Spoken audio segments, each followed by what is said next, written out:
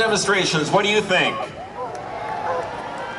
Oh, I think you can do better than that. I think it's time for some demonstrations. What do you think? That's a lot better. Choreograph is here, famous author, checked out some of your books, not bad, and curator here at the Flying Heritage and Combat Armor Museum. Good day, sir. Roy, how are you doing today? I am living the dream. This is my first Tankfest, and I'm really excited. This is so cool. We've got a lot in store for you. You're going to have a little bit of noise, a little bit of gravel flying around, some smoke, dirt, fire. It's going to be great. And just a hint, folks, when you see us up on top of the stand here, Corey and I also put earmuffs on. That means it's probably going to get loud, if we remember that we have to do that. That's right, unless we get surprised. We'll try our best to warn you ahead of time.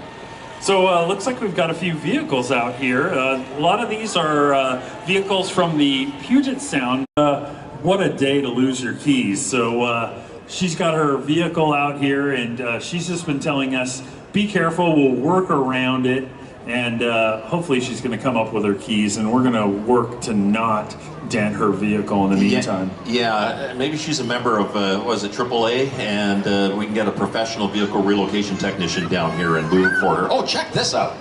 Yeah, this is a relatively new addition for us. This is a FHCAM vehicle. This is an M3A1 half-track. Everybody, of course, calls it a half-track personnel carrier. One of the interesting things that happened during World War II is the tanks got moving much faster, and they would take ground quite quickly. And what you needed was infantry to support that, and they couldn't do it on foot anymore. And so they started building these half-tracks that are able to keep up to date and up to speed with the tanks of the time and contain, say, 12 infantrymen that are able to move along with the vehicles. And of course, it wouldn't be a World War movie without one of those in it. That's right. Everybody's got one of those, the Dirty Dozen. You've got a pile out of that one. One of the things that was kind of interesting about it is they need it light and they need it fast. So the armor is not super thick on it. It's got about a 1/4 inch armor. You'll get a chance to look at it a little bit later. Of course, you can see that armored box in the back, the armor around the front, even louvers in front of the radiator to keep those. You can actually close those should you need to. Lots of infantrymen complained about it. They called it the Purple Heart box. They said it was just enough armor to have the bullet go right through one side and then stop and bounce around inside the vehicle. And of course, provisions for a couple of 50 caliber machine guns. But be aware. Now, so this thing is sort of technically not a tank. It's a tank destroyer. One of the biggest ways you can tell is it has no turret. Yeah, it would basically hide in the forest, in the bushes, whatever, and it's very low profile to it, the sloping armor and everything, and just wait for an ambush. That's right. These were made towards the end of the war, and they're not able to stand toe-to-toe with something like a Sherman or a T-34 and duke it out. They're actually made, it's made from a Czechoslovakian running gear of a light tank, and this, of course, is a new top. And it's quite small, compact, and has that powerful 75mm gun. It's an ambush weapon. It's made to hide in the bushes or a collapsed building.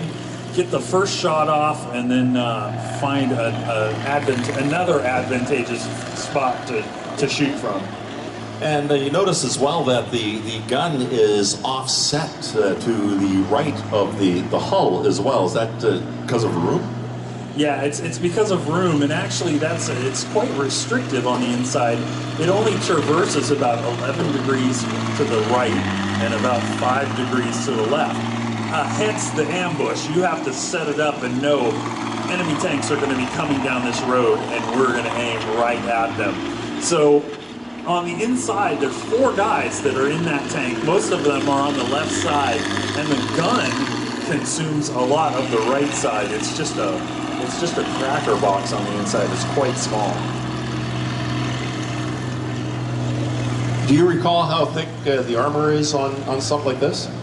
You know, not right off the top of my head, and it actually varies. On the side is different than the front. Usually the front and the mantlet, and on tanks, the turret are the thickest, the parts that are exposed the most. Sides and back are less. And if I remember right, and I don't know if I do, it's like something like a third of an inch. Of course, it's in millimeters because it's German, but not super thick in general. The other thing that's kind of cool about the Hetzer is it has those armored skirts, and those are actually there for a reason. The Soviets like to shoot into that area between the tracks and the top of the body with their high-powered anti-tank rifles, and once they hit armor, they split apart, and so the whole idea of having that skirt come down.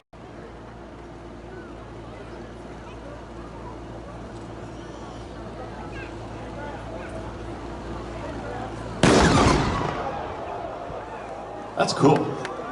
Roy, I think I felt that. I felt from that way back too. here. All right, kiddos. For this performance, you are now safe. He's going to fire one shot, and he's done it. So no need to plug your ears anymore. We'll try to warn you as we go. So I guess as you wandered into the path of a Hetzer, that's sort of what you saw and felt. And hopefully that's all you saw and felt. They have that little 37mm gun relative to other vehicles. Again, made to support infantry. Basically, vehicles at the time were made to exploit holes in the defenses. And sometimes the infantry and the tank work together to destroy a pillbox or something like that and move along. So it doesn't really have the ability to tank fight in a lot of cases. These were used in North Africa. A lot of them were loaned to the British, as well as a few in Europe. And they were big in the Pacific. Japanese tanks are quite small as well, nicely small areas. And Stuarts were used. There's an M3, well, like this one, and an M5, a later version. And both of them were used quite a bit by the Army and the Marines when they were taking islands in the Pacific. Yeah, you don't really think of tanks in the Pacific theater because there's so much jungle and the soft sand of the beaches and such. Well, and they were sort of ready-made for that because they were small and compact and able to go places where bigger, heavier tanks weren't going to be able to go.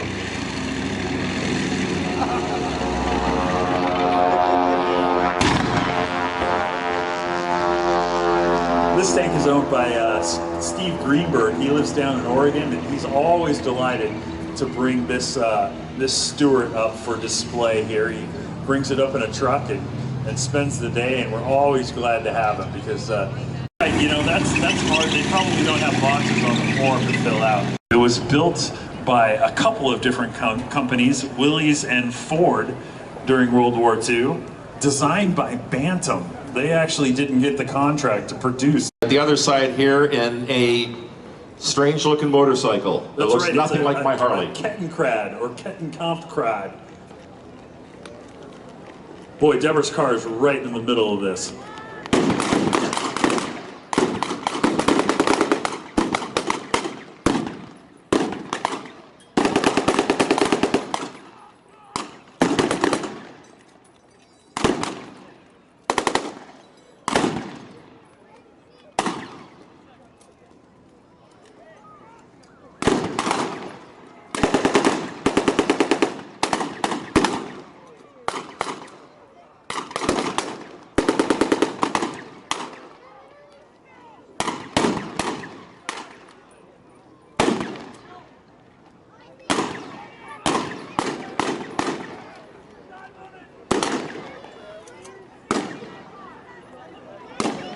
Quite a battle going on here, Corey. I see hand grenades being tossed at German ones, of course with the stick grenades, and smoke being deployed.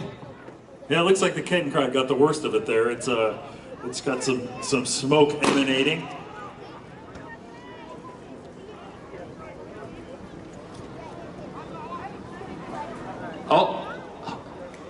Hande hoch, hands up. Looks like our guys did good. That's right.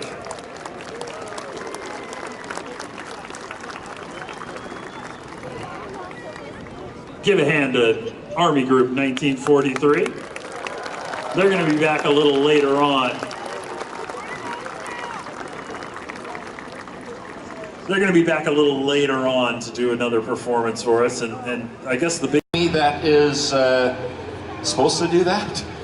It does that sort of on a regular basis. Actually, the T-55, which is about the same era, it has the same smoking issues as well. Of course, this is the king of all tanks. This is the vehicle that was used by the United States and other nations during the Cold War, late Cold War era. It was replaced with that M1 Abrams. And I believe some nations are still using this sort of machine. That's right. Up through the Gulf War, they were still in U.S. service. In fact, there's a famous instance where a Marine unit had M60s during the Gulf War and fought a bunch of Soviet-built Iraqi tanks and did quite well. I think they destroyed 100 of the tanks to the one loss of an M60. But yes, they're still used quite a bit in foreign countries. In fact, this one was built in Detroit and served a lot of its time in Jordan, in the Middle East. It was a gift from the Royal Jordanian Tank Museum to the FHCAM. It still has that desert tan color. Ooh, boy, just squeezed by there. Yeah. That's perfect. Good thing she parked it where she did. Smoky machine, what's powering the M60? It's got a big diesel engine in the back of this vehicle. You know, one of the things that's interesting about the Patton tank, this is part of the Patton family, is they worked to build and improve the machine M46, M47, M48, and this M60. One of the things that was always an issue was the power plants and how far they could go.